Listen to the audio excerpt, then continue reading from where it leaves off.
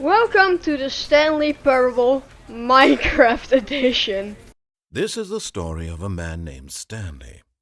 No way. Oh, I can move. Stanley worked for a company in a big building where he was employee number 427.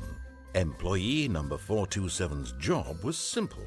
He sat at his desk in room 427 and he pushed buttons on a keyboard. Orders came to him through a monitor on his desk, telling him what buttons to push, how long to push them, and in what order. This is what employee 427 did every day of every month of every year. And although others might have considered it soul-rending, Stanley relished every moment that the orders came in, as though he had been made exactly for this job. And Stanley was happy. Nice, Stanley. I'm proud of you. Alright, let's see this. And then one day, something very peculiar happened. Something that would forever change Stanley. Something he would never quite forget. He had been at his desk for nearly an hour when he realized that not one single order had arrived on the monitor for him to follow. No one had showed up to give him instructions, call a meeting, or even say hi. Aww. Never in all his years at the company had this happened. This complete isolation. Something Let me was look very around. clearly wrong. Shocked, frozen solid, Stanley found himself unable to move for the longest time. Okay, so it's an But as he anvil, came to alright. his wits and regained his senses, he got up from his desk and stepped out of his office. Alright. Oh my god.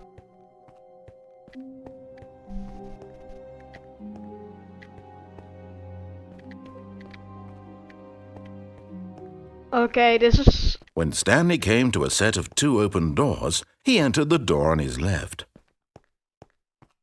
This was not the correct way to the meeting room, and Stanley knew it perfectly well. Perhaps he wanted to stop by the employee lounge first, just to admire it.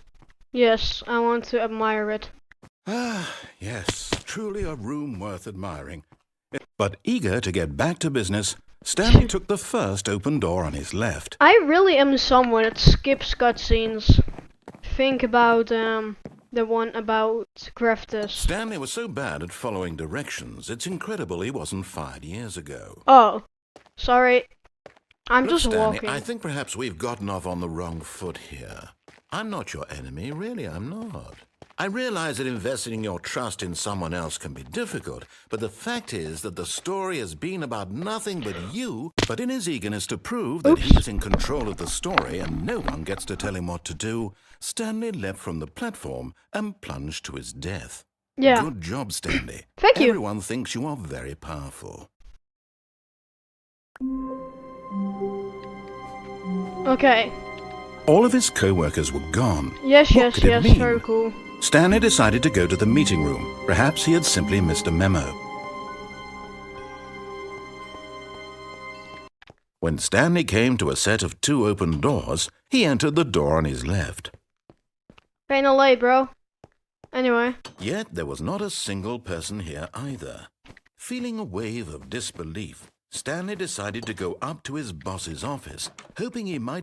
Stanley stepped into the broom closet, but there was nothing here, so he turned around and got back on track. Sorry. Coming to a staircase, Stanley walked upstairs to his boss's office. But Stanley just couldn't do it. He considered the possibility of facing his boss. Admitting he had left his post during work hours, he might be fired for that. And in such a competitive economy, why had he taken that risk? All because he believed everyone had vanished? His boss would think he was crazy. And then something occurred to Stanley.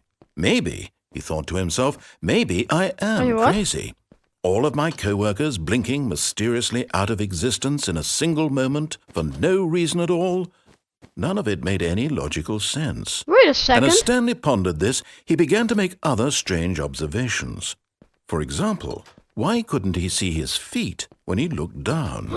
Why did doors close automatically behind him wherever he went? Yeah, look. And for that matter, these rooms were starting to look pretty familiar. Yeah, they're the same. Repeating.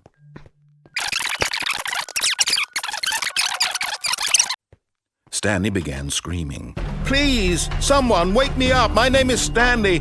I have a boss. I have an office. I am real. Please, just someone tell me I am real. I must be real. I must be. Can anyone hear my voice? Who am I? Who am I? Mariella woke up on a day like any other. She arose, got dressed, gathered her belongings, and walked to her place of work. But on this particular day, her walk was interrupted by the body of a man who had stumbled through town talking and screaming to himself, and then collapsed dead on the sidewalk. And although she would soon turn to go call for an ambulance, for just a few brief moments she considered the strange man. He was obviously crazy, this much she knew. Everyone knows what crazy people look like, and in that moment she thought to herself how lucky she was to be normal. I am sane. I am in control of my mind. I know what is real and what isn't. It was comforting to think this, and in a certain way, seeing this man made her feel better. But then she remembered the meeting she had scheduled for that day. The very important people whose impressions of her would affect her career, and by extension, the rest of her life. She had no time for this. So it was only a moment that she stood there, staring down at the body. And then she turned and ran. Look, Stanley, I think perhaps we've gotten off on the wrong foot here. I've died because of you. I'm not.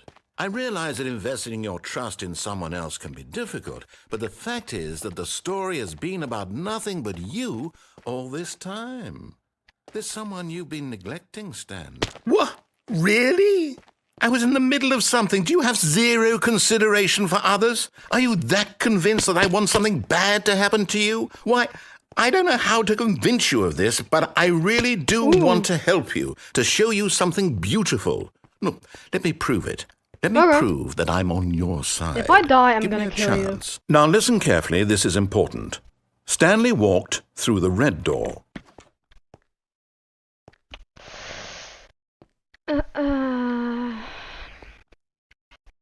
Coin flip. 1 second.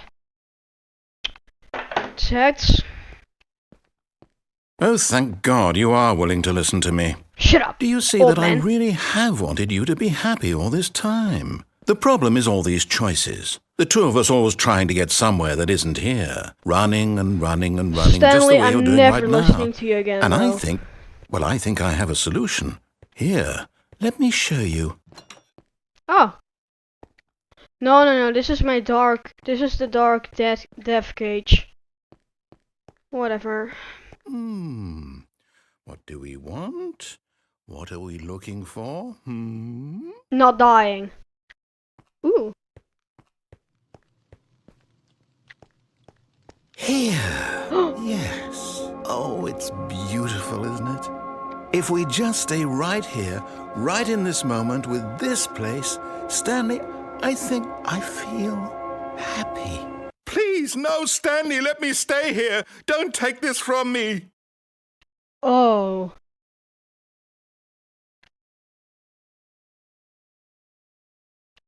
Oh no. No! Oh, thank God you lived. No, what are you doing, Stanley? Please, I'm asking you not to take this away from me. I can't go back to what I was before. If you die, we'll both go back. Why are you doing this? Oh my! Or maybe you're just getting a kick out of it. I don't know anymore. I just wanted us to get along. But I guess that was too much to ask. It looks like you wanted to make a choice after all. Well, this one is yours. It's going to restart, isn't it? I'm going... Oh my God. I don't feel good now. That felt so weird. Give me a chance. Now listen carefully, this is important. Stanley walked through the red door. The red door, alright, no, I'm kidding. Last time you killed me. Perhaps you misunderstood. Stanley walked... I still don't think we're communicating properly. Stanley walked through the red. All right, fine, go ahead, The Stanley. blue door. You want to know so badly what's out there? You want to find out what lies at the end of this road you've chosen? Well, don't let me stop you. You see? There's nothing here.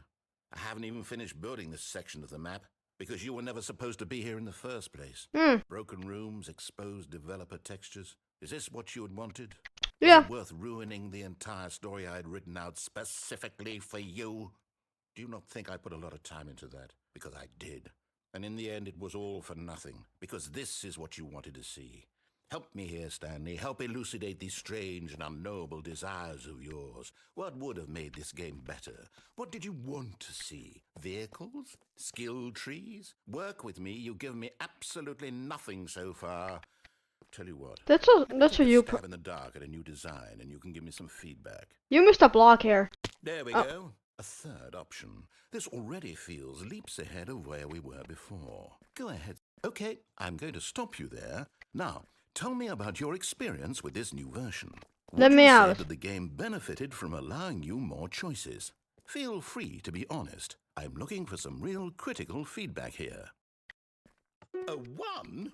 I mean, I can understand if you had reservations, you saw ways the game could be improved to more fully express itself mechanically and artistically, but a 1? That's not even helpful. What am I supposed to do with that? But I guess it isn't my place to judge. Here, based on the data from your previous playthrough, I've compiled a new version. And to be perfectly candid, I think I've knocked it out of the park with this one. Let's take a look. Oh no.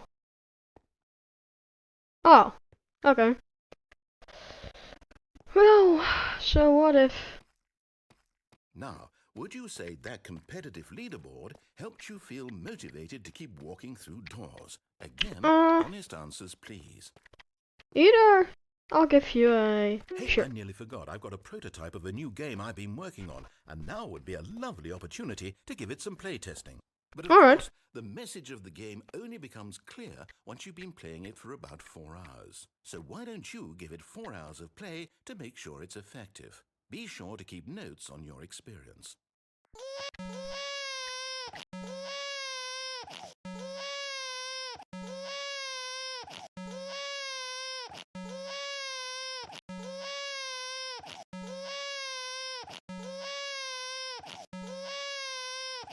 Okay, 4 seconds is enough. Die! Yeah! Woo! Heartless bastard. Yeah! Because you hate babies or purely to spite me? Because if it's the latter, well, I don't know. 4 seconds is more than enough. I can't think of a single thing that might improve the experience for me. I'm not even going to try. Oh, look, the baby's there. I'm done. He's dying. It's over. Thank you for playing. Hey, Your what? input was extremely valuable. Oh, hey, since my game was so awful, why don't we play someone else's game? Just to ease the pain. No, your game was fun. I just don't want to wait 4 hours. Yes, this seems like it'll work. Let's give it a shot. Come on. Well, Stanley, is this any better? At last, the one thing you've always desired. A game I had absolutely nothing to do with. But is it enough? Tell me that, Stanley. Will it ever be enough?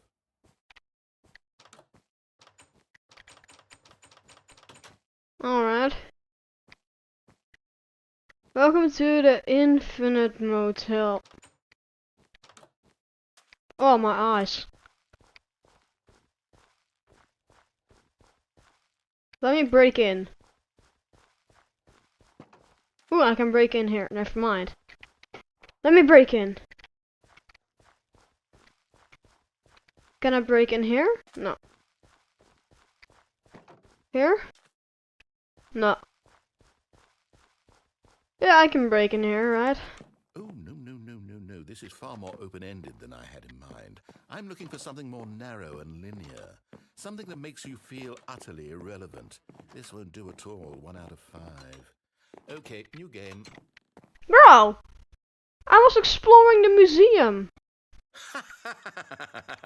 Yes! I don't even know what this game is, but I love it. You, trapped in a glass box with no way out, listening to me talk. Oh, it's inspired. No, I don't want to listen. What is this game even even supposed to be? I can't figure it out. Okay, now I'm curious. Let's go find out what the hell this is. Oh. Oh. Oh no. It's a puzzle. Critical thinking, Stanley. Your forte.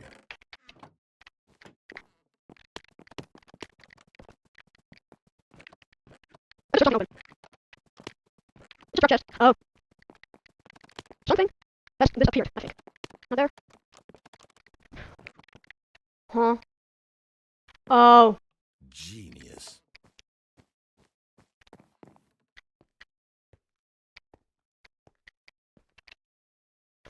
I am not jumping down there. No, actually, you know what? I think that's plenty. I really don't care much to see you stumble through any more of these games, and I highly doubt you're any wiser for the experience. Hey! Which is why, rather than continue to waste my time, I'm just going to leave you here. Oh, what? You can pretend you've beaten the game if it makes it any richer for you, but as for Oh, me... you know what makes it richer for me? So, why don't you get cozy in this room, and if you... Goodbye, Stanley! Oh, come on. Why do I have to survive? What if I just die? No, come on! Wait a second. I'm back? Okay, that's closed. Let's see what I'll need to do.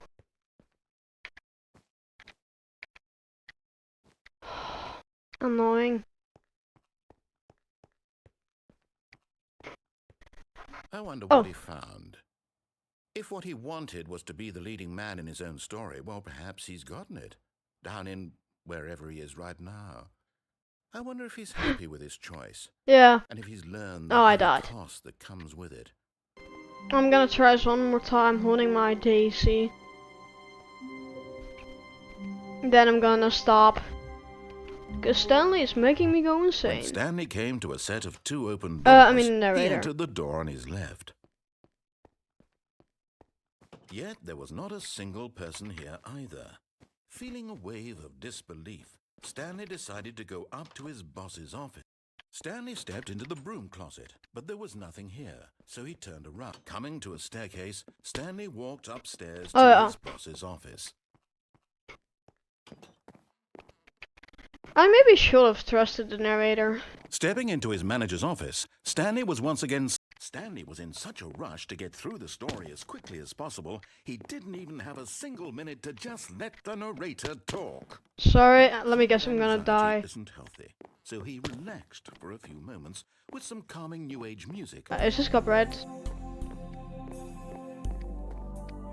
Feeling soothed and rejuvenated, Stanley calmly walked forward into the opened passageway. Oh. Descending deeper into the building, Stanley realized he felt a bit peculiar. It was a stirring of emotion in his chest, as though he felt more free to think for himself, to question the nature of his job. Why did he feel this now, when for years it had never occurred to him? This question would not go unanswered for long. Stanley walked straight ahead through the large door that read Mind Control Facility. Uh-oh. Gambling time. It stills. The lights rose on an enormous room packed with television screens. What horrible secret did this place hold? Stanley thought to himself. Did he have the strength to find out? Yeah, I do. What? Each bore the number of an employee in the building, Stanley's co-workers.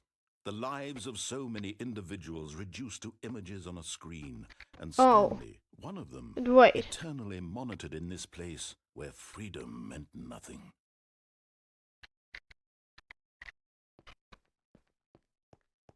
I'm looking trash. This mind control facility, it was too horrible to believe. It couldn't be true. It is, though. Had Stanley really been under someone's control all this time? Was this the only reason he was happy with his boring job? That his emotions had been manipulated to accept it blindly? I mean, I won't be mad. I will be impressed. Yes, let me onto the elevator.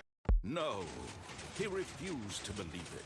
He couldn't accept I believe it. His own life in someone else's control? Never. It was unthinkable. Ever. Wasn't it? Was it even possible? Had he truly spent his entire life utterly blind to the world? Let me see. Oh. But here was the proof. The heart of the operation. Controls labeled with emotions. Happy or sad or content. Walking, eating, working. All of it monitored and commanded from this very place. And as the cold reality of his past began to sink in, Stanley decided that this machinery would never again exert its terrible power over another human life. For he would dismantle the controls once and for all. Hold on, I'm not making this choice. I want to do this. Oh. Alright. Oh, so this is like villain arc? Or good boy? Good boy.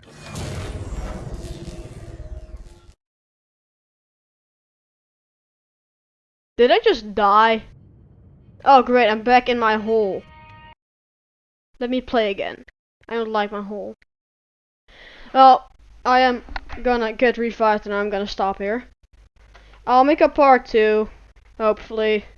And there I will finish this game once and for all. Now let me out of here. 1 second.